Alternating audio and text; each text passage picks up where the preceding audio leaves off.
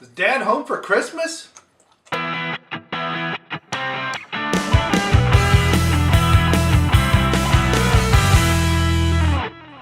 Hey, it's Brain Muffin back with a beer review, and here we have from Rhinegeist, Cincinnati's own Rhinegeist Dad, Hoppy Holiday Ale. And I've been trying to figure out if this is a Tarkin. I thought it was a tartan, not a Tarkin, a tartan. But I think it's just red and green for the holidays, for the Christmas season. So this hoppy red ale balances crisp hops with juicy malts with a warm, like a well-worn flannel embraces the cold early days of winter. So it's supposed to be a flannel pattern, I guess. Alrighty, so a red ale for the holidays. Woohoo! And you know what I forgot to do? I forgot to look it up on Untapped before I opened it. Isn't that nice? It's got a nice red color. I've actually tried to make a few red ales recently, and this is the color I go for, and I get it much lighter than that, unfortunately. Actually, I wanted a little bit more red than that. Come on. Phone doesn't want to recognize my thumbnail print. And let's look it up.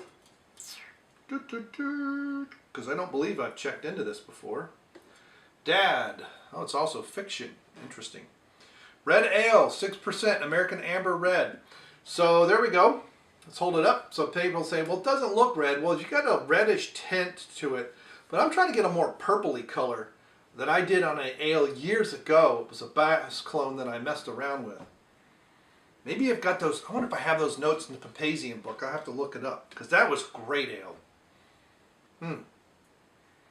It's got a nice aroma. Very hoppy with hints of rye. I want to say there's rye in there. It feels like there is. I don't have any information.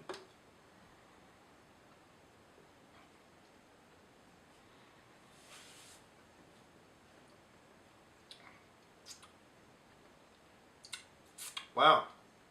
How many IBUs does this have? 60.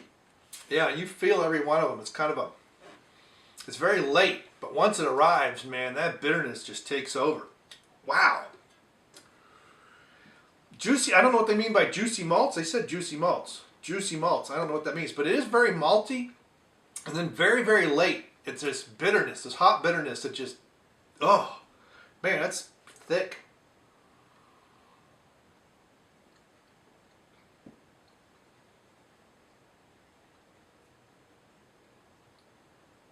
It's on the tip of the tongue. It has this juiciness that I would attribute to hops, not because it's kind of a little bit citrusy, a little pine, but it's kind of just kind of juicy. And then as it goes back over your tongue, it gets more and more bitter. The 60 IBUs is really, so it ends very hoppy. It ends very thick and hoppy. So it kind of starts malty, ends hoppy. I don't know about a well-worn flannel. I don't know about but Sierra Nevada Celebration Ale is their Christmas ale, and it's a very hoppy beer. It's not a malt bomb like a lot of them are malty and high in alcohol, and they're winter warmers, and they kind of give a twist on it like, hey, you think it's going to be malty? Ha, ha, ha. And I don't know if I like that, because it's a twist on expectations. So on Untapped, this one has got a 3.42 average with my friends, and 3.5 basically average. I agree with a 3.5. Yeah, maybe a 3.25. It's for Rhinegeist. It's become run of the mill. I'm really starting to become disheartened with Rhinegeist. Same with Mad Tree. Every beer is the same, and they all have this off flavor that I can't figure out what it is. I did get Cheers to Independence, Independent U.S.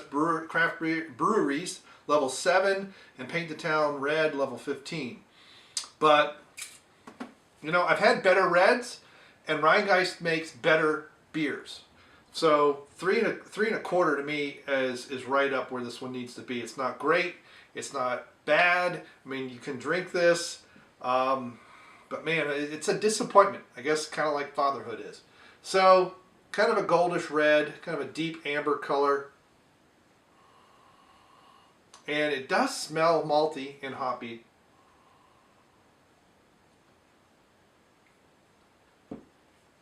But what this comes across to me is pretty good homebrew.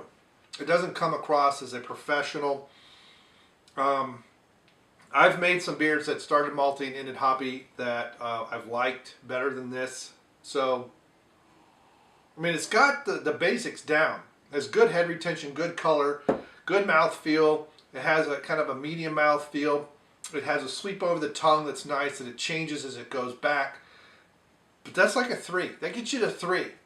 And there's only a little bit of to get it to a quarter or 3.5. I mean, the average is 3.5, so I'm betting most of the things are coming in between 3 and 4, but I don't know what the distribution could be. 3.25 and 3 3/4, and that would still be 3.5. But it's kind of an beer.